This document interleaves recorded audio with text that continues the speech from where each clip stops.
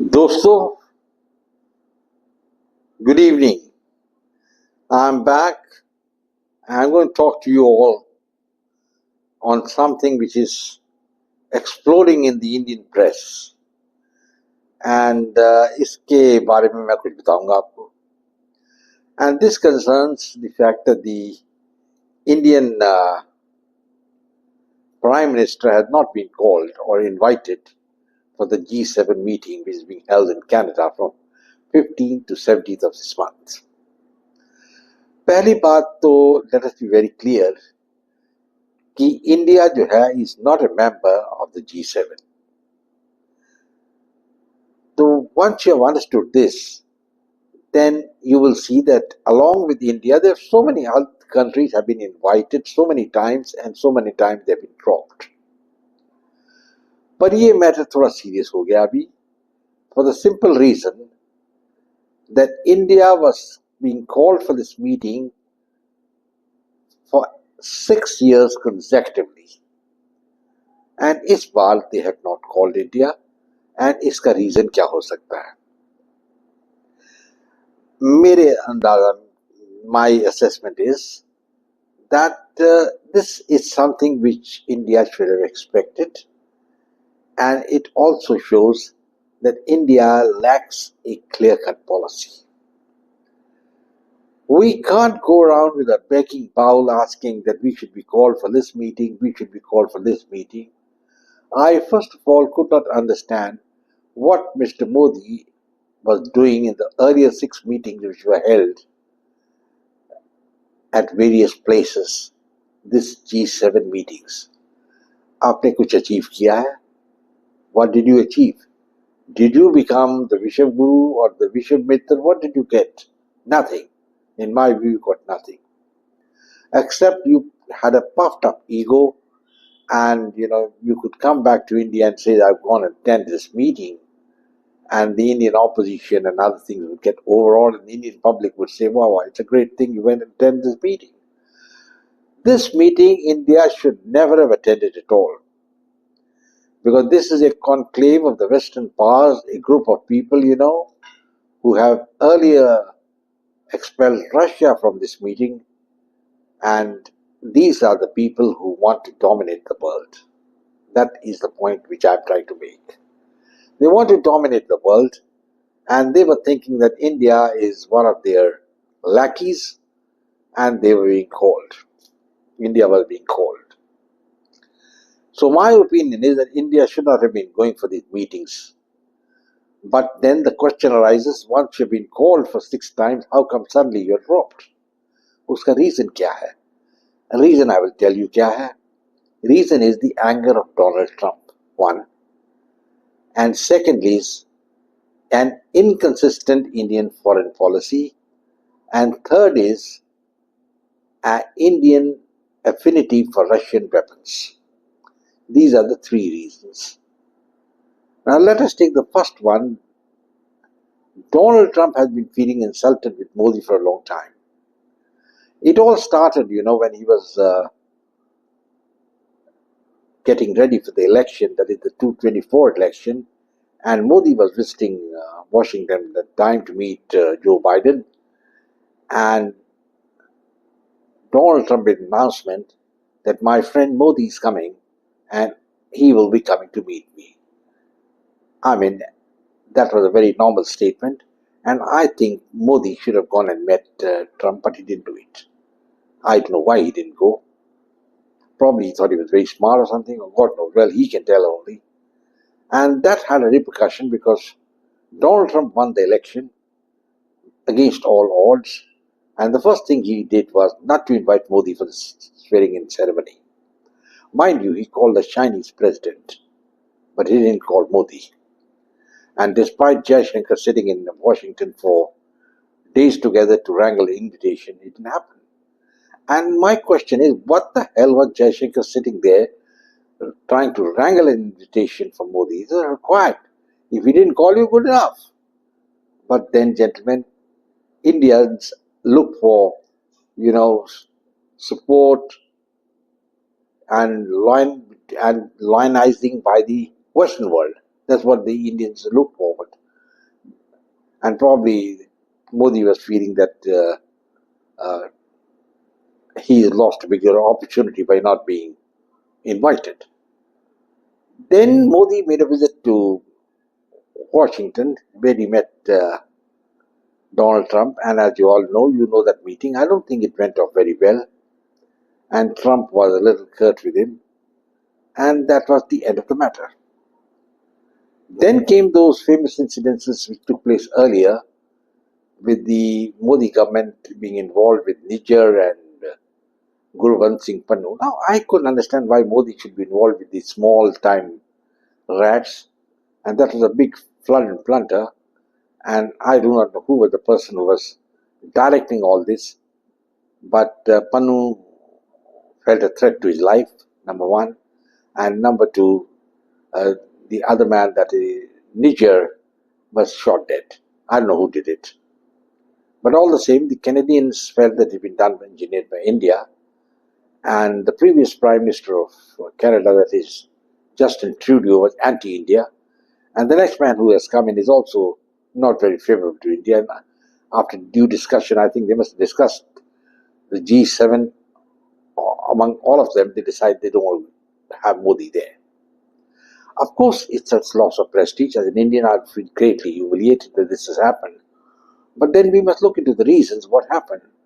Another reason which happened was the attack on Pakistan. Now, in all my videos I've said earlier that if there is a terrorist act in Kashmir, you can't blame it all on Pakistan.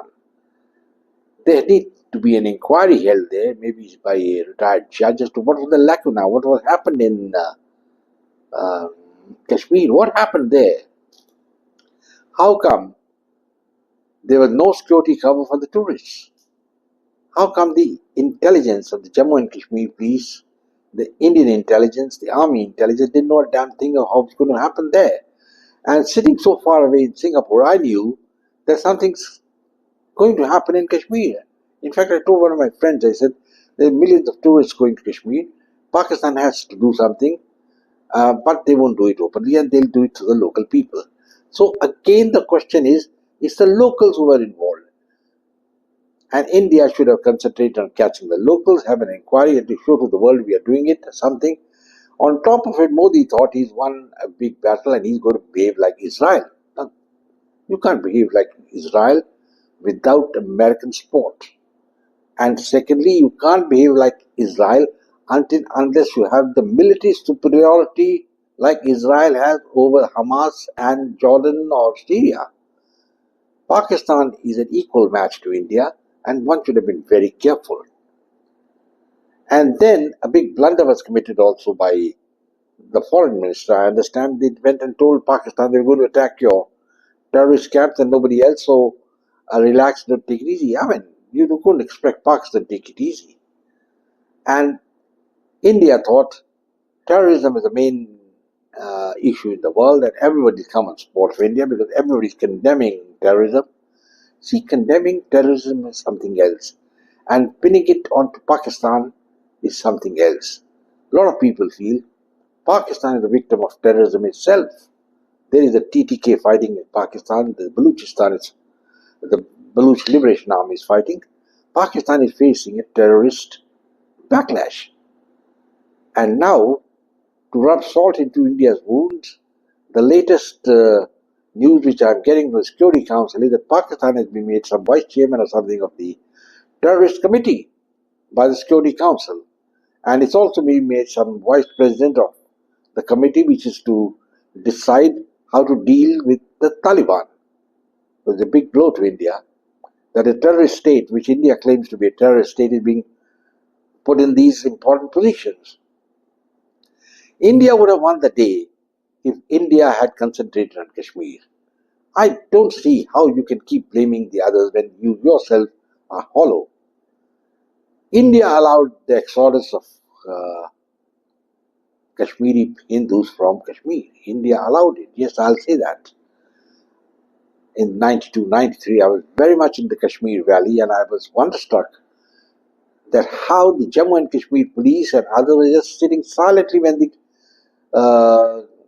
Hindus were being beaten up and threats were being given to them and they were leaving the Kashmir Valley. It's very sad. And I discussed with so many army officers, they said, well, we haven't got any instructions what to do. This was the time to enforce martial law there and catch or face the terrorists head on. India didn't do it. And you don't do these things yourself and then you say, well, it's being instigated by somebody X, Y, Z or something like that.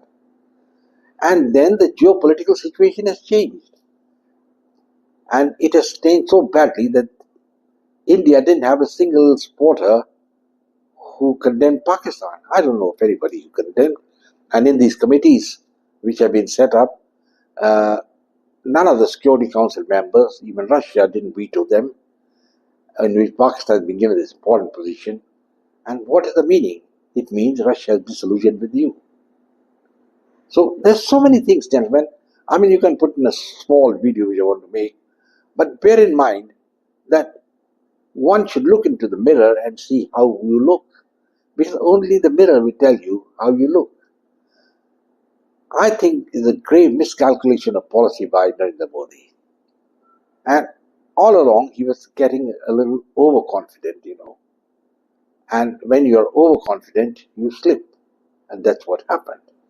He thought he's going to be a great man who would bring about peace. And he went to Vladimir Putin and told him that this is not the era of war. Wonderful. People were happy with him.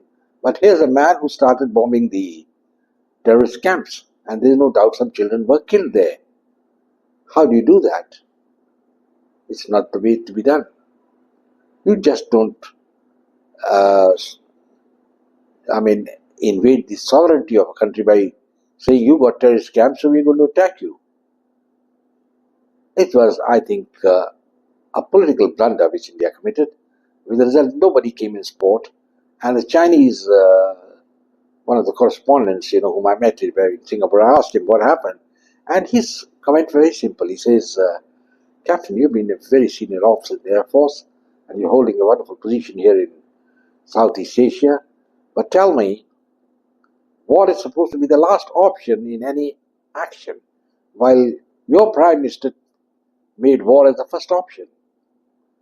And then, even if you are winning and not winning is not the point, how did you give up the battle after just 3 to 4 days? What was the purpose? And if you're wise enough, you should know which side the bread is buttered. You should have played up to the ego of Donald Trump. And Donald Trump was again very angry because the peace was brought about by him. I'll tell you how. When India was saying, no, Donald Trump's got no role to play. How is that? Donald Trump during that period offered $3.2 billion to Pakistan. But he made a rider to Pakistan. Now, I'll give you the money only if you stop the war. So in a vicarious way, Donald Trump did stop the war. There's no harm in admitting it. Because you're not a great power, you're nothing. Now, there are 3 great world powers and 3 great leaders, that is Donald Trump, Putin and President Xi. Where does India stand? Well, gentlemen, one should look into the mirror, and that is more important. I don't think I'll say anything more. I'll say goodbye and God bless. In the meanwhile, if you like my channel, please share it with your friends and subscribe to my channel. And I'll say goodbye, God bless, and Jai Hind.